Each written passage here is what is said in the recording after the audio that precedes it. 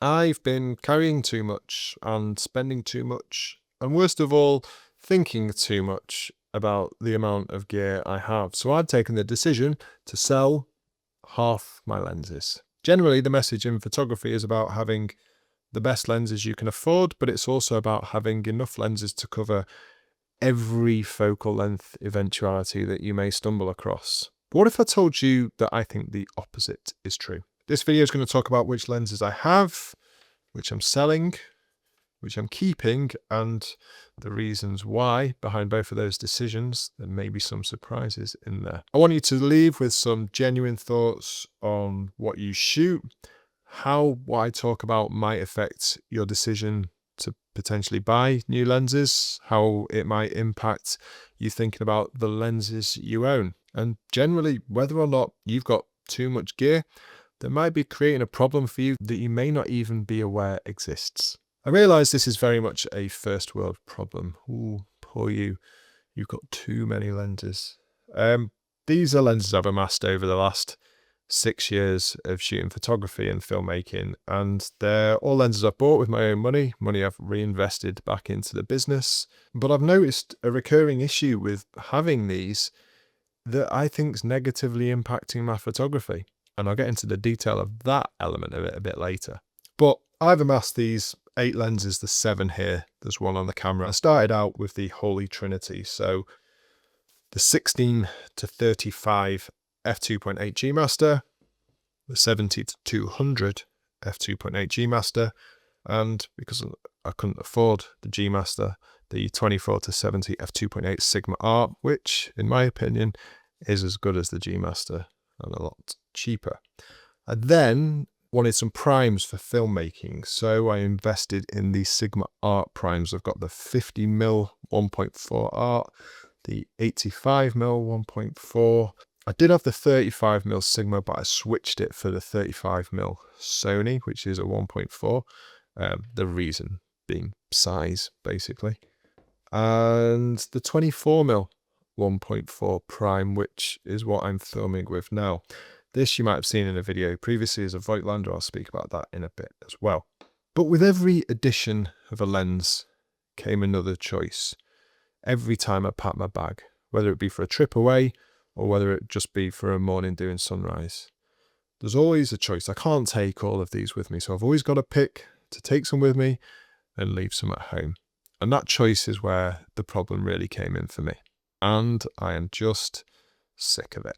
I think when you're working things out, when you're working out your photography and what it is you enjoy shooting, it's even harder because you don't know what you're going to see. You don't know what you might want to photograph. So you end up taking big lenses like this and a number of them, maybe even bigger, maybe going up to 400mm. But as I've become more aware of what I want to shoot, that decision's become a bit easier because I feel like I don't necessarily need this lens or this lens, and I can concentrate on the smaller focal lengths that I like shooting on. By the way, if you're looking for a bit more clarity or direction in what you want to shoot, there's a free Notion template linked in the description below that gives you a little exercise to look at images of your own that you like, look at images of other people's that you like, and it helps work out the direction that your photography is heading in and maybe gives you an idea of what to concentrate on in the future.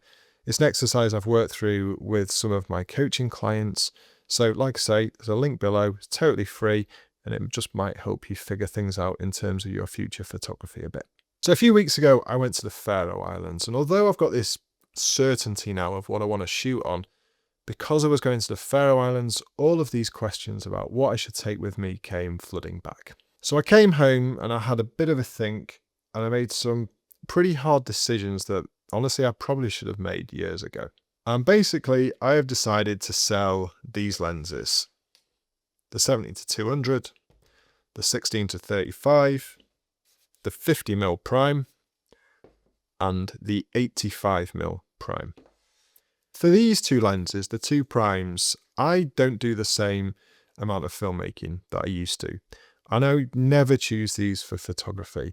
The 85mm is not a focal length I normally shoot at, so if it's not being used for filmmaking, it's not being used for photography, that goes. The 50mm I like, but it's just too big. When I compare it to this 40mm, I mean, you can see the size difference there, and even a 35mm. Not only is it bigger in size, but it's over twice the weight of that, I think, and not a scale.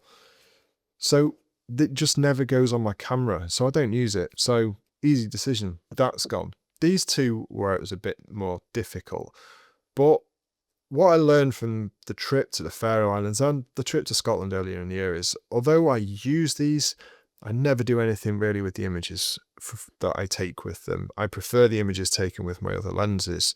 So these kind of just distract me a bit. And if I'm coming away with images that I'm not going to do much with, you got to question whether or not there's any point in using them. The lenses I'm keeping are the 24-70, that is basically on my camera most of the time. It's my main filmmaking lens. It's probably my main photography lens on my Sony, so no decision needed there. That definitely stays.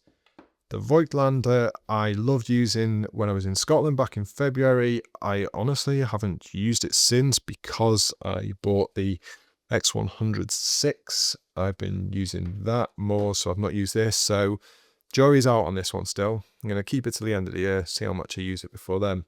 And then the 35mm Sony, 35mm, here's my favourite focal length, so I don't want to let go of this. I think this one will stay no matter what, even though I've not actually used it as much as I thought I would, again, because of the Fuji. Now, what I've done is, and anyone can do this who uses Lightroom, is I've backed this up with data as well. So if you have a look in Lightroom, and I've selected images from the last 3 years here to see which lenses I use the most. And this is a total of, I think it's about 1,700 flagged photos that I've picked.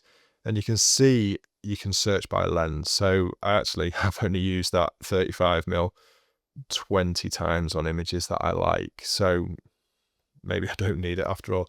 But the 70-200, I've got 50 flagged images there from the last few years. And I look at them and there's maybe one or two that I actually really like. I mean, I like all of them, but ones that I could happily show people and say, this is representative of my work, think maybe images that I'd put on my website.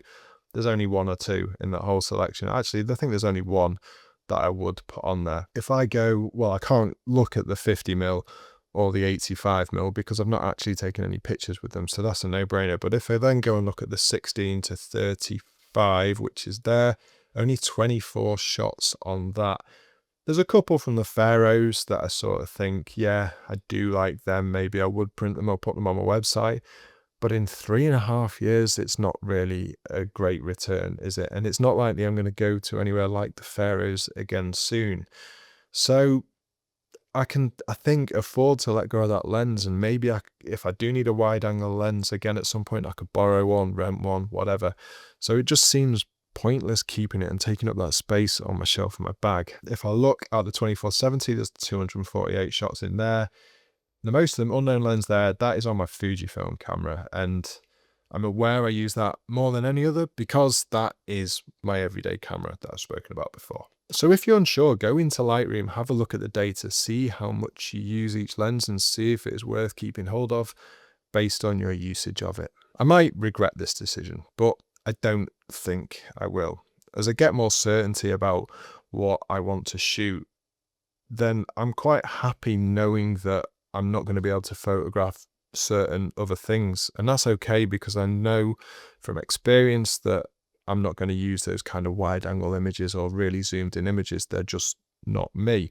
The problem is, and this is the problem I had in the Faroe Islands, because I was unsure, because I questioned myself, because I was going to this destination that is a famed photography destination, I didn't want to miss out. So I put these in my bag, and that just made me question whether or not I should use them the whole time I was there. And that influenced my thinking in a way that I didn't want it to. So I potentially missed out on other images because I was thinking I should be using these. And I get home, and especially with this one, I've not really got a single image with that from the Faroe Islands that I like. Yeah, I carried it around for 5 days, and it not only took up space in my bag, but space in my brain as well. And it took a lot of indecision before the trip to even think, should I put these in or not? I might have even taken the 50mm for some reason, no idea why. But that indecision before I went, once I finally put them in my bag, that spilled over into the trip. And I thought every single day, do I need all these lenses in my bag? And then when I was out with my camera, I thought, oh, should I be shooting on this or should I be shooting on this? I photograph a lot better when that decision is restricted. Too much stuff creates overwhelm. And that can be applied to anything. If you think your house is full of stuff and junk and things you need to get rid of and things you don't use, you're going to be overwhelmed by that. Same goes into this. I think too much choice and being overburdened by that choice is one of creativity's biggest enemies. And I believe the best way we can improve our creativity is through restriction. And photography should be fun. And when I've got too much stuff and too many decisions to make, it stops being fun for me. And I honestly think the most fun I have with the camera is when I just don't have to think about the camera at all, which is why I've used this so much recently. It's because there's no choice. It is just this camera with a fixed lens. And if this is the only thing I've got with me, I don't have to think about anything. I can just point it at things and shoot them. Take photos of them. So have a look at what you own and think, is it actually contributing to you becoming a better photographer? Is it helping in that photographic journey? You might look at your lenses and think, well, I might need this. Yeah, I can think of times when I might need this, or I might need that. But I've just decided that's not enough. If it's not a yes, a definite yes, I want this lens, I need this lens, then it's a no, which is why I'm letting go of these 4. I get it. One of the great things about photography is having new things and collecting these shiny objects that do give us confidence and in certain situations do improve our images. But the problem comes when you're looking to these things to change your photography completely, when really you just need to be concentrating on seeing and being present on what it is you're shooting, which honestly I think is why this has helped me so much over the last year or so. So yeah, if you want more direction, more clarity, try that Notion template below. I honestly think it'll help.